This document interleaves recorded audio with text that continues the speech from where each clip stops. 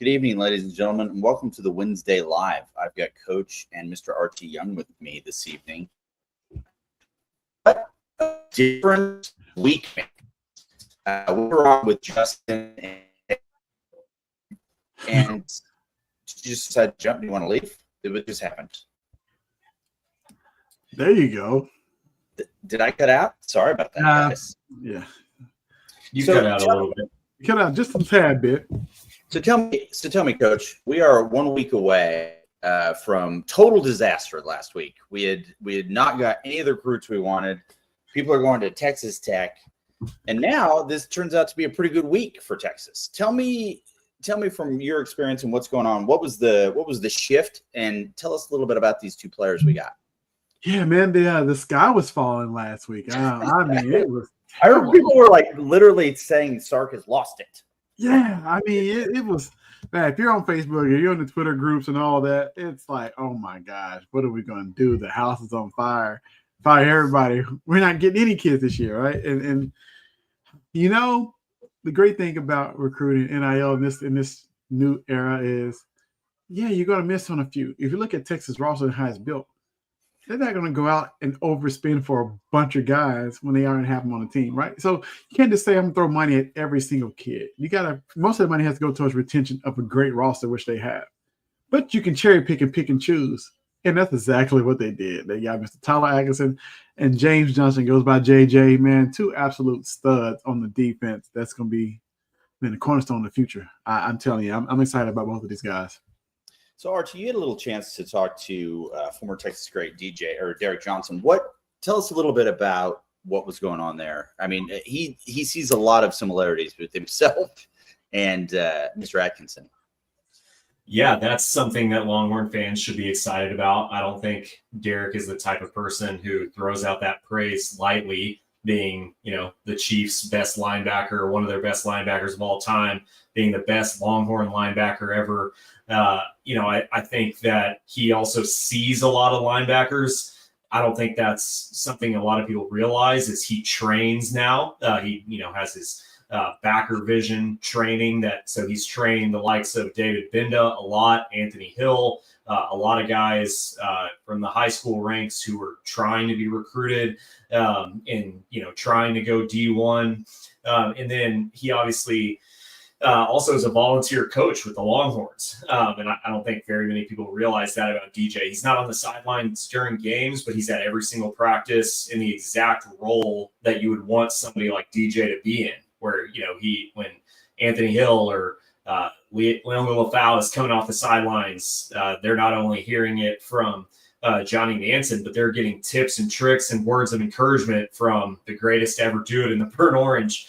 And when Tyler Atkinson was in Austin a month or two ago, he trained with Derek. And so Derek got to spend some time with him, obviously see, hey, I like what this kid's, his mental makeup. I like his background, where he comes from. He's got a smile on his face always. Seems like a really great kid and the type of kid that would do really well at UT, the type of person that I would want, repping my school and my colors. He obviously has seen the past few years what it takes to make it on Sark and Pete Kwiatkowski's defense. And he recognizes that, but he also, like you said, throughout the comparison, that he reminds him a lot of himself, that he's violent, that he's fast. He has that natural ability to slip blocks. The craziest thing he said was he's a more polished and a more technical version of who Derek was at 17. I think the phrase he used was he's arrived at home plate earlier, that Derek was a lot more raw. Obviously, training and all those things looked a little bit different back in the day as far as specialization goes, but really high praise, and Texas fans should be excited. Well, Coach, let's talk about this a little bit because, I met with you last summer, I think in Dallas, and we talked a little bit about, kids inviting you to the training sessions, obviously, so you can kind of get a sense of things. But the specialization that these guys are going through now, they are arriving on campus a lot more polished, a lot more technically sound. What, you've coached at every level. You've seen kind of the evolution of this, specifically in the Metroplex area with high school kids. what has been the biggest change that you've seen over the last maybe 10 years that has really enabled this level of specialization and just acclimation to the college game so much quicker? Yeah, look, it's the mindset. Some of these kids are really different. They put in the work, and the work ethic has really changed. Coming up myself, or maybe 10, 15 years ago, kids are just natural athletes. And they were just went out there and did their thing, and they didn't have a specialized training. But now these kids are putting in the work. They're starting in like the middle school, some younger than that. All right, they're specializing in whatever position they want to play at such a young age. But you kind of have to. The wait and see approach now. Oh, come on campus, you red shirt. Maybe a year or two, you figure it out. Like, no. You can't do that anymore. So it's better to come in ready to play and know a lot of things from a mental standpoint and physical standpoint and be ready. Otherwise, teams will go to the portal and replace you. So you have to come in ready. You need that specialization. It's rare that you see kids make it on a team for 4 or 5 years, right? And then they finally pan out. Usually they're out of the program before that. So most coaches, with the time allotted, they're trying to teach you the playbook and get you on the field. They want you to have some of the little small things already done before you come on campus. And if you want to play early, you need to be able to do those things. So that's why you see so many kids training now, some of the top trainers around. I love going because you get to meet the up-and-coming talent that's going to be out maybe in a few years that's going to be recruited by some of these schools. And so to see it from an early stage, to see it rise like a Dalen McCutcheon. I've been knowing him since he was a freshman in high school. He came into Texas, and now look at him. He's already in the 2 deep, right behind DeAndre Moore. They're talking about him taking over that spot as soon as DeAndre goes to the NFL. But he's already on a consistent basis shown that he can play at this level, right? And that's a few things he still has to learn. But he's ready. He's ahead of most freshmen at his age, and so that's where you want to be. Or it's going to be very hard to see the field throughout your career in college. I want to transfer and shift a little bit. We'll come back to this, but RT wrote on Inside Texas today that Nick Saban is definitively coming back to coach college football. That's right. And I want to talk about that specifically after we hear a word from our sponsor. This video is brought to you by Luxe Kitchen and Bath.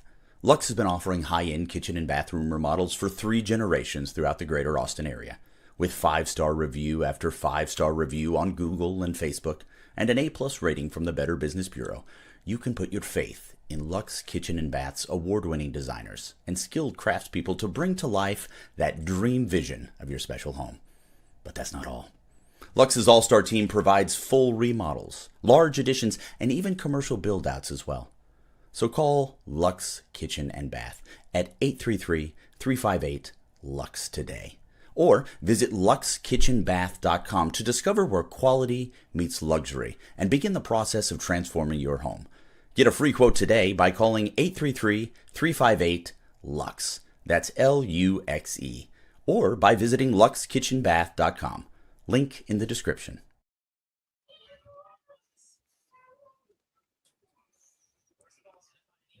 I think we're back, RT.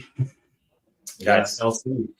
You're in that beautiful, beautiful pose there. Just frozen. Thank you. Yeah, I love it. Guys, this is what happens when you come from a bucolic atmosphere out in the middle of the countryside. You lose a little bit of this, and I apologize for that. Are you at like a ranger station in a national park right now? Yeah, that's exactly right. I've got all these maps behind you. Yeah, it's important. It's important to know your geography. We've got a lot of this is based ostensibly World War II over here. What was going on? So it's a lot. It's quite a bit. Well, speaking of war rooms, let's talk about the war room that went down in Dallas. Not Dallas, rather, but in Alabama. Let's talk about Nick Saban coming back to college football. Now, you wrote an article at Inside Texas today, and we want everybody to join us over there at InsideTexas.com. We've got a special going on right now. Please join us. It is $1 until August 30th. So come on over, check us out. That's going to get you through fall camp and into the season. But you wrote today, RT, that Nick Saban is definitively coming back. Or did I not read that correctly? I said that I do not think Nick Saban is coming back. However, I wanted to entertain why he might be coming back if he decided to return to the sideline, and also where he might go. But I really wrote the article because I wanted to make the joke that the reason he is entertaining coming back is because College Game Day offended him because they're obviously retiring the Lee Corso headgear bit, which obviously that's a worthwhile gesture. And it's a nice thing to do, to retire it with the legend Lee Corso. No more mascot heads, but they've got Pat McAfee on the show now. College Game Day really feeds off the energy of being like a raucous pregame tailgate. So they have to do something to really cap the end of the show. And I thought, what if their new thing that they suggested to Nick Saban, which really upset him, was, we're going to give you a tattoo live on air of, say the game day is at Ohio State and Texas for week 1. We're going to give you, if you predict Ohio State or you predict Texas, we're going to give you the Longhorn logo right there. And so, after a couple seasons, Nick Saban would just be covered in tattoos. Can you imagine the mileage that a fan base like LSU would get if the LSU is just right next to Nick Saban's nipples? I mean, it'd be chaos. So I think that offended the GOAT, and I think he said, okay, I'm going back to coaching. I can't believe that you'd think I would ever be down with something like this. No, but really, I think that Nick's, if he is entertaining it, I think it's because I think he thought that NIL was headed one direction, and I think we have more questions than we've ever had before. And I think that the reality is people eventually just throw their hands up in the air and say, I don't know how this is going to work. Let's just go back to the way that it used to be, where things are done with McDonald's bags and under the table. And I think that's a world where Nick Saban, I think he can thrive there. I think that's a world he's comfortable in, that he won 7 national championships in. And I threw out some destinations of where he might return, but I'm curious, does anything jump out at you guys of what would be a likely destination if he did come back? I just want to put into summary here. The reason you feel that Saban wants to come back is because of the shadiness of NIL. It's now returned to a gray area of uncertainty and, potentially a little, obfuscation, some subterfuge even. And that's why you think Saban is like, yeah, you know what? Hey, it's not as formalized as I thought it was going to be. Let's just come back and coach some ball. Yeah, I think so. All right. Hey, RT, it's I understand. It's something he's familiar with. I get it. He can come back. I can do this after all. Let's go. All right. I mean, what would be outside of Texas Tech? Where would Saban go where it would be just ridiculous? I mean, I can't think of another place that it just seems like that would be very much in line with what's going on over there. You bring Joey McIntyre on as a special assistant to the head coach, so he can just kind of run practice. Saban has to recruit. And Joey McIntyre, is that the 90s heartthrob? No, I said Joey McGuire. Or did I say McIntyre? Yes, you said McIntyre. Ooh, was that a Freudian slip there? No, it wouldn't be Freudian. I mean, that's Backstreet. No, not Back. That's what is it? New Kids on the Block. New Kids on the Block. Yeah. Dude. All right. Yeah. Not great for the home team. Joey Maguire. Yeah. I compared the fact that, it came out yesterday, Pete Nakos of On3 reported that Texas Tech has a $28 million roster this year. Mm-hmm. They do have to pay a little bit of an upcharge because they're located in Lubbock, and people charge more to take their talents to Lubbock. It's not like LeBron taking his talents to South Beach once upon a time. But I think that surcharge would be out the window if Nick Saban donned the scarlet and black. But right now, a $28 million roster with Baron Morton as your head coach Baron Morton as your quarterback in Lubbock and Joey McGuire as your head coach. I compared that to Fred Durst becoming the front man of the Rolling Stones. So you want to pair something a little bit better with $28 million, but that's not where I think Nick Saban would end up if he returned. I think he would have to be at a prestigious logo. Sorry, Dad. No offense to the double T there if you're watching. But I think it would be Michigan. I think it would be USC. I don't think he'd go back to a place that he's been before.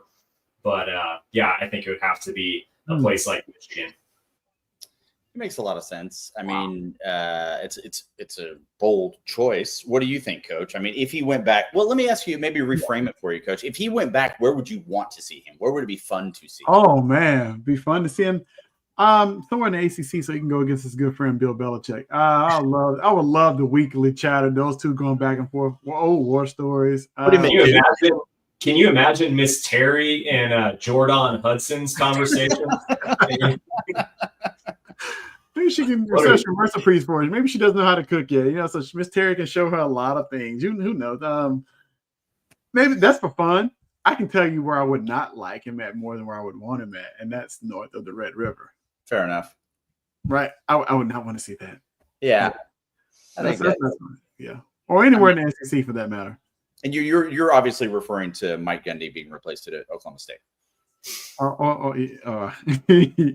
Well, okay. And you got a good point there, but a little closer to Dallas. Yeah, no, fair enough. Other school, the Krispy and Cream. Yeah, I was gonna write about this next week, but I'll give you guys a preview to change gears a little bit on Oklahoma.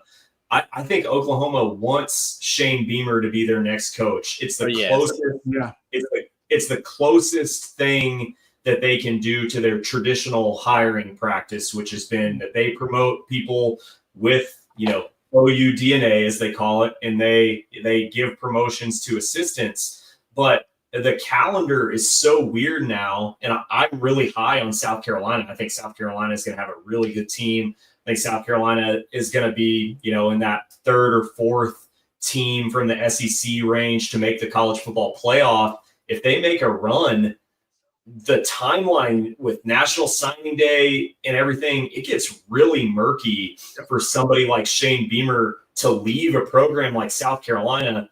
He's already gotten one extension in there, I believe. You might know that better than me, Coach, but see, that's why this is a preview of the article, because I would have looked that up before I wrote it. You'd have done your due diligence. Yeah, absolutely. Yeah. Bear with me. But yeah, I think the time they might ultimately, if Venables has a bad year, they might even have Beamer wanting to make a move, but it just makes it logistically impossible with the transfer portal and everything. So that's a really strange spin on how the college football playoff affects the coaching carousel these days, that you might not always be able to nab your guy when you want him.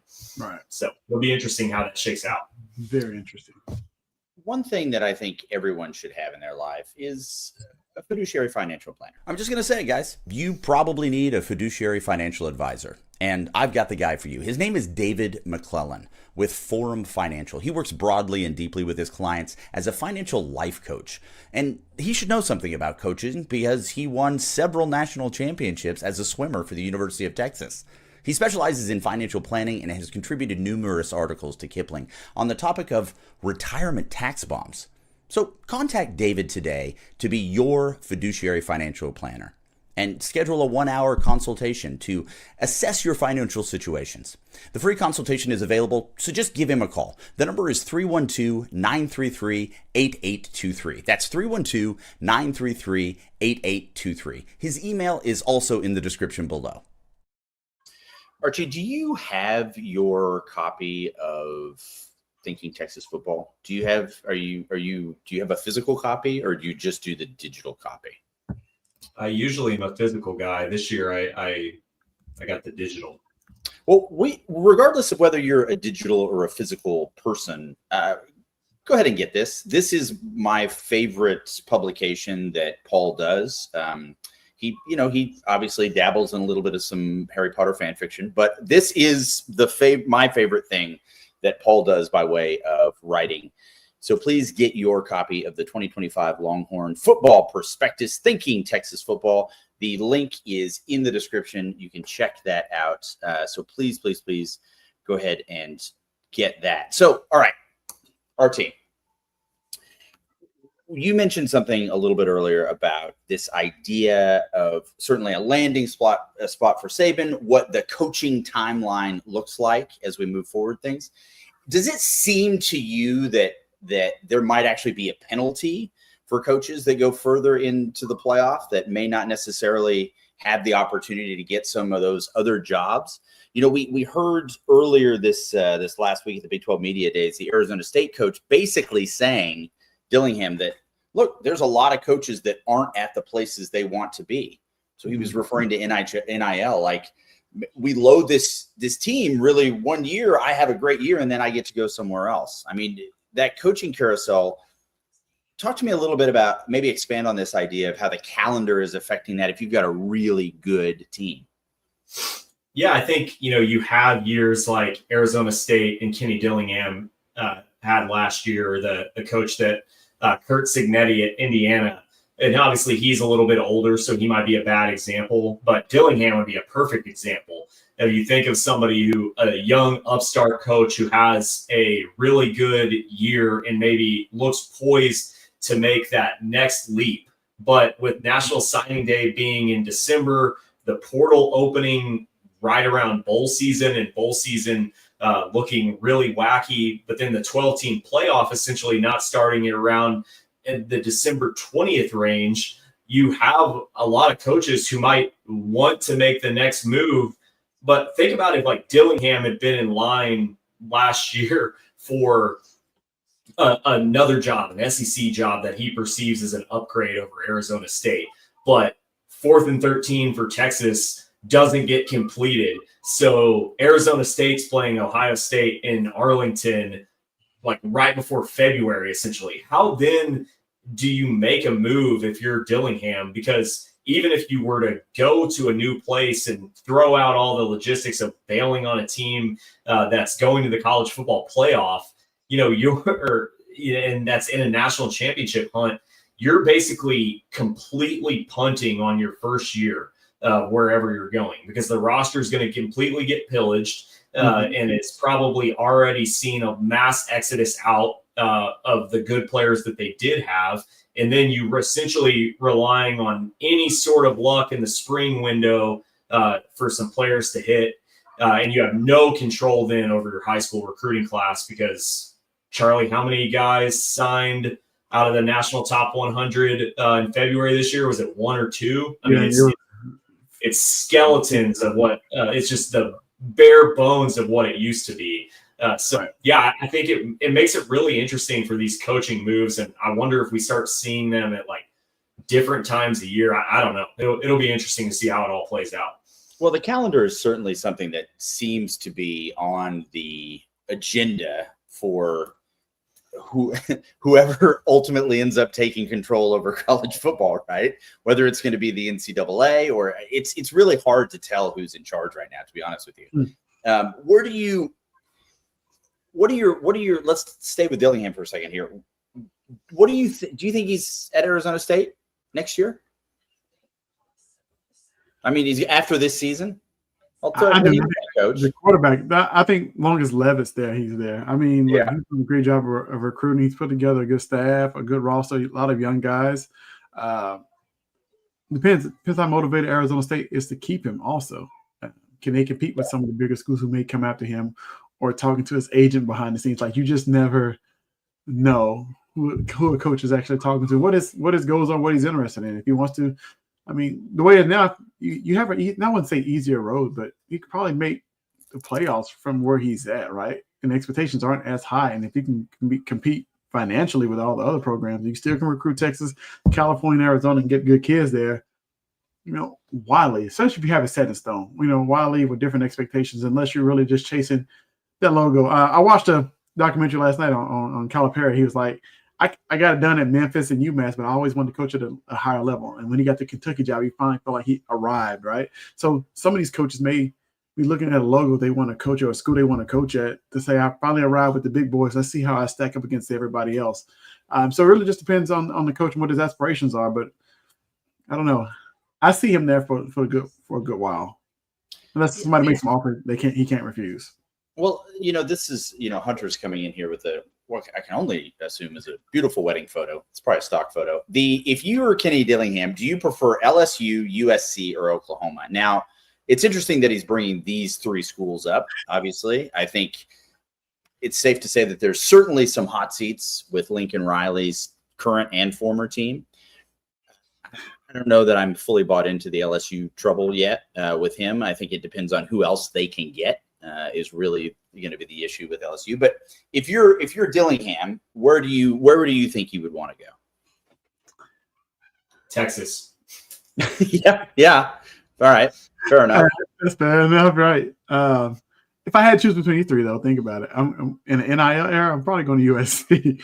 But really, so again, like we haven't seen the USC since really Pete Carroll. I mean, really, if you think about that era, like that is not. It's a really unique spot. You know, I lived in LA for almost 10 years, and it's a unique spot, that campus. You know, I think people talk about how Texas and the Texas fan base, you know, they're prone to periods of malaise or slumber. Sure. USC is like that, but even exponentially, where, you know, I think it really takes a lot to get that fan base motivated to spend, especially in an NIL era. You know, I think Riley has shown that he is not a program builder, and he inherited a Ferrari from Bob Stoops that he proceeded to puke in the front seat and crash into the guardrails. But I think he's even struggled with Caleb Williams coming with him and winning the Heisman Trophy. I don't think NIL has looked how he thought when he originally took that job. So I think that would be a tough place. I think the LSU job is always going to be so attractive to people, even in an NIL era where you're seeing, you know, state borders matter less than they ever have. Being the only show in town when you're LSU in the state of Louisiana, I think will always matter. And he'll be able to, you know, he already recruits Texas pretty well for being in the Big 12 and at Arizona State. I think of those three, I think LSU is the easy option. Yeah, I think it's a fair thing. I do think Coach is spot on, though, now taking this hypothetical off the table, but just the idea that, look, if you know that we're going to give you 5 guaranteed conference champions into the playoff, right, you got to like your odds, if you're Dillingham, a lot better in the Big 12 than you do certainly in the SEC or the Big 10. So that's, yeah, I mean, does he think, oh, I can stay here for a while until like a great, you know, the top cream of the crop blue blood job opens up like Texas, and I can essentially be I can be Dabo of the Big 12, where I can just, you know, beat the crap out of all these other teams, a really large fan base. I have a huge market in Phoenix, which none of the other Big 12 markets really have. You know, I'm not going to miss me with the TCU and the DFW or the U of H and the Houston market. No, not a thing. But yeah, so he's got the biggest market in the whole Big 12. So if he thinks he can beat Dabo there, I would just keep riding it out until the NFL or a huge job comes calling. Agreed. Okay. First of all, Hunter, it is a beautiful wedding photo. I totally agree, and I'm sorry if I suggested otherwise. I just don't think it's yours. I think it's a stock photo. Those two people are far too attractive to not be professional models. LSU plays Clemson, Florida, Ole Miss, South Carolina, A&M, and Alabama. How many losses gets Kelly fired? Now, look, this is my take on this. I appreciate this. This is a fair question based on loss count. But this is also LSU, and I don't see them stretching out there unless they know they've got a really good coach coming in. That's just where I see it. I don't know how you guys feel about that, but let's take it from Hunter's question.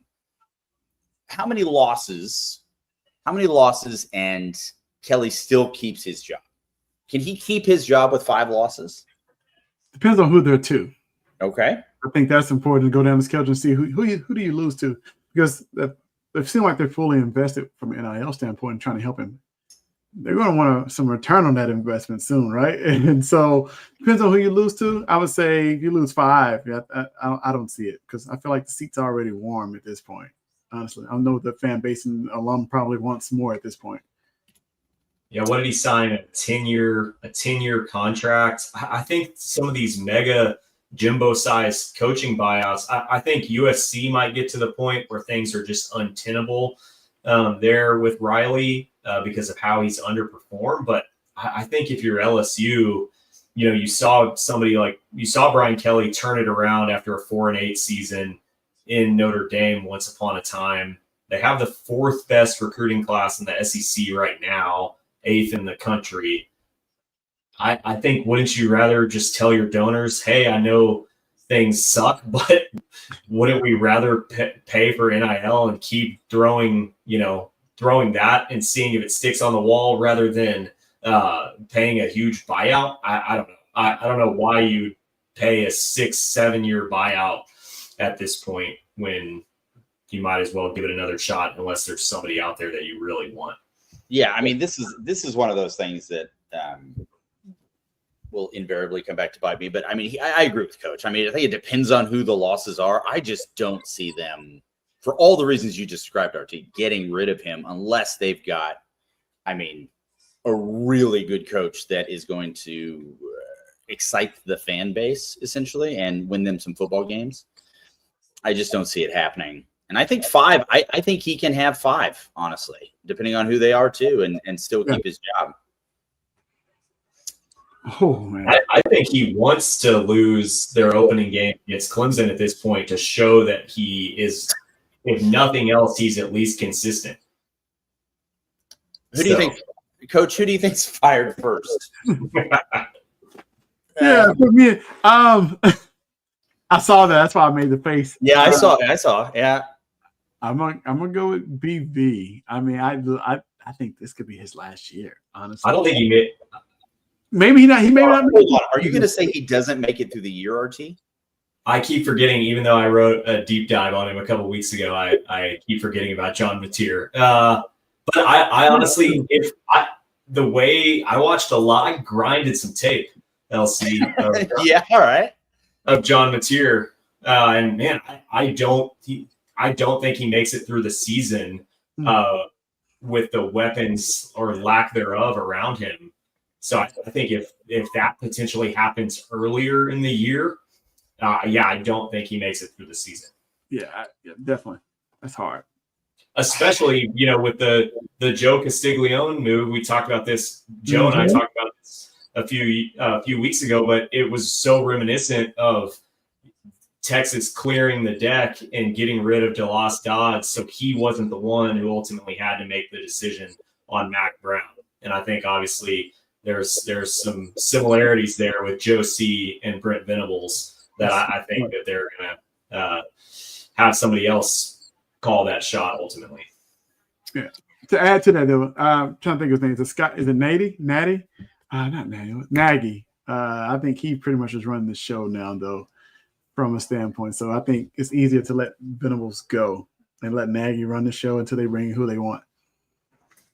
Well, so all right, because we've already said Saban's coming back. We've said absurd things today. At what game does Venables get fired? How far into the season does he make it? I don't think that they would give Texas the Schadenfreude of give Texas fan base the Schadenfreude of firing him immediately after the Texas game. But let's look at their schedule. Let's pull it up. Yeah, that's exactly what I want to see, their schedule there.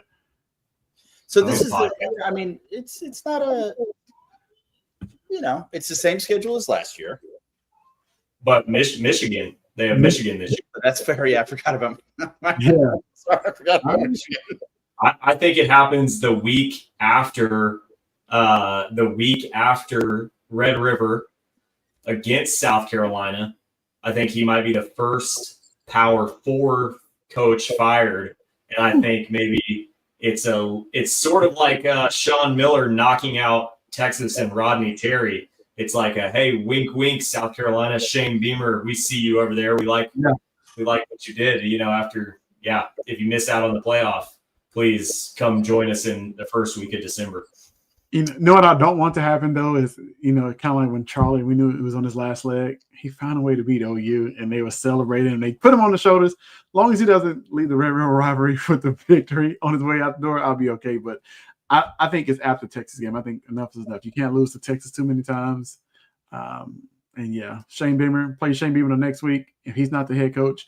And South Carolina absolutely destroys Oklahoma. I think they're going to say, yeah, Beamer, you're our next guy.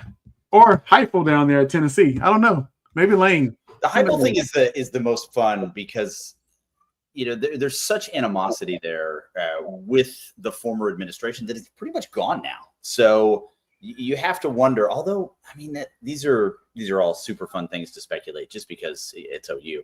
But we've got Michigan opening the season. They go to Temple. Third game of the year is Auburn. Then they play Kent State, and then it's Texas. So that is the fifth game in will be the Red River rivalry shootout. And then they've got Beamer. So, yeah, Jeff G brings up a good point in the comments that, yeah, that's a fair point. If they lose to Michigan, they look bad against Temple and Illinois State. I mean, I honestly don't know who Illinois State is. And I played a lot of NCAA football back in the day. I've never heard of Illinois State.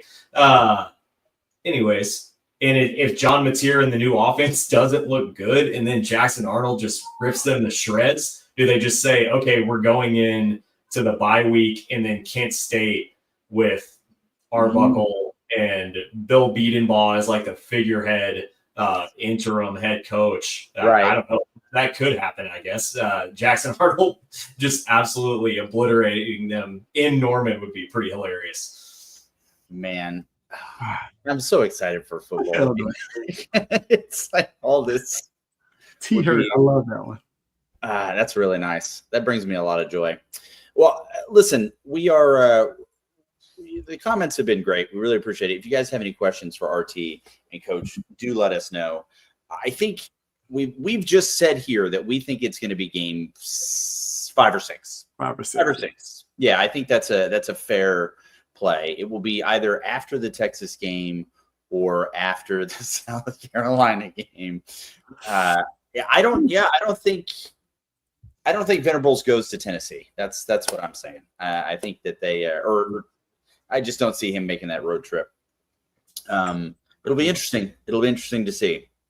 Is there anything else you guys want to close out with before we say goodbye to the fine people? And I do, again, want to apologize for the poor internet service that you've had to endure as audience members this evening. That was unfair and unprofessional, and I apologize. I'll get a hold of the fine people over at Spectrum, and we'll get it sorted out. Anything from you guys? Yeah, no more thumbs up on here. Hey, the other okay, sorry about that. No, I apologize. Yes, I understand that was an incendiary, and I do. That was my mistake. I won't make it again.